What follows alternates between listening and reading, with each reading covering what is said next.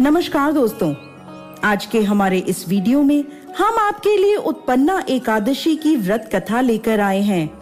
एक समय भगवान श्री कृष्ण और युधिष्ठिर महाराज के बीच संवाद हो रहा था। युधिष्ठिर महाराज बोले, भगवान, आप कहते हैं कि सहस्त्र यज्ञ करने से जो फल प्राप्त होता है उसकी तुलना मात्र एक एकादशी के व्रत से मिलने वाले फल से नहीं की जा सकती।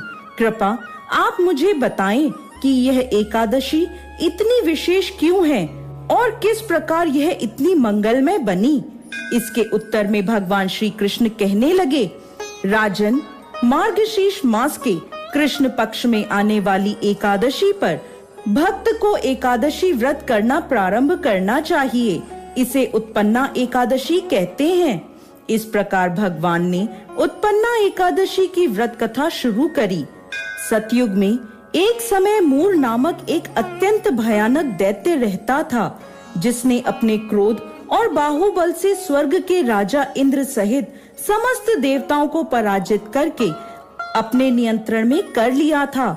इसलिए इस स्थिति से मुक्ति प्राप्त करने हेतु ब्रह्मा जी की अध्यक्षता में सभी देवता शिव जी की शरण में पहुँचे और स्वयं को बचाने के लिए भोलेनाथ से प्रार्थना करने लगे।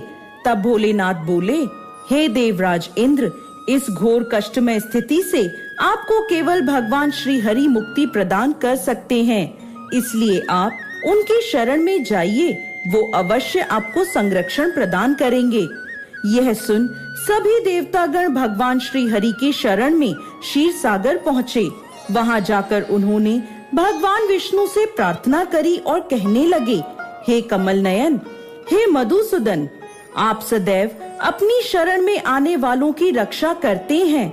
हे प्रभु, ब्राह्मण कुल में नाड़ीजंग नामक एक शक्तिशाली दैत्य उत्पन्न हुआ था, जिसने सभी देवताओं का संहार करने की प्रतिज्ञा ली थी।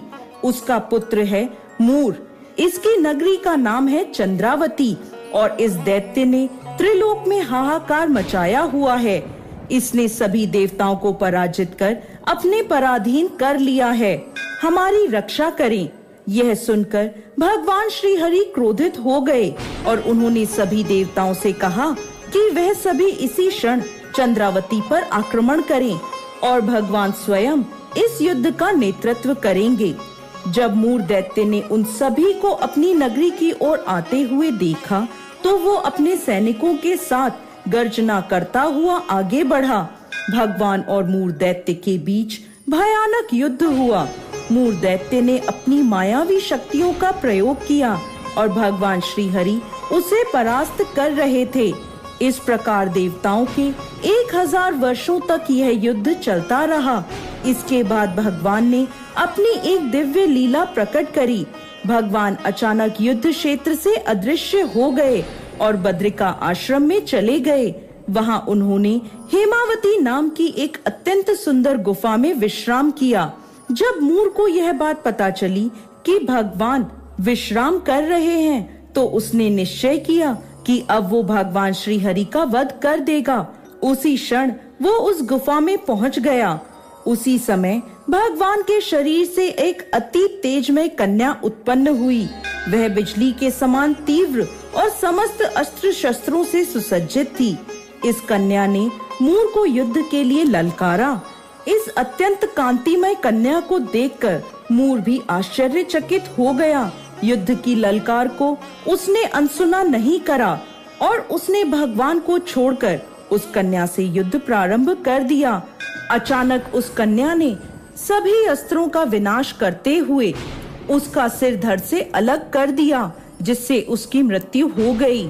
जैसे ही उसकी मृत्यु हुई, भगवान श्री हरि निद्रा से उठे और उस तेजस्वी कन्या से पूछने लगे, हे देवी, आप कौन हैं और इस असुर का वध किसने किया?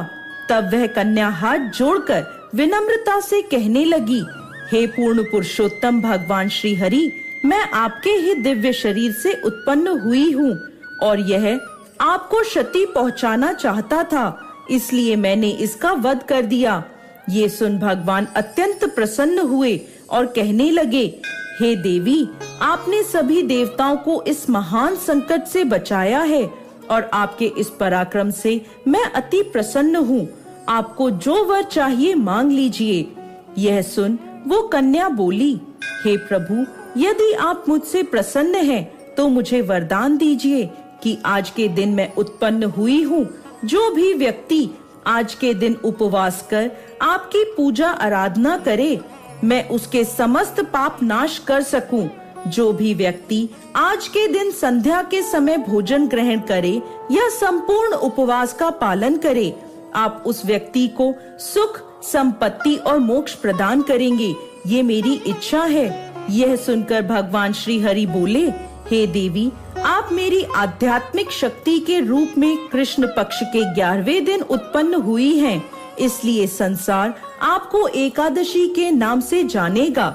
आपकी उत्पत्ति का यह दिन मुझे अति प्रिय होगा। आगे भगवान श्री कृष्ण कहते हैं, हे कुंती पुत्र, जो भक्त एकादशी के व्रत का पालन करना चाहते हैं, वह उत्पन्ना एकादशी से यह व्रत प्रारंभ कर सकते हैं। इस एकादशी का व्रत करने से हजारों यज्ञों से भी अधिक फल प्राप्त होता है।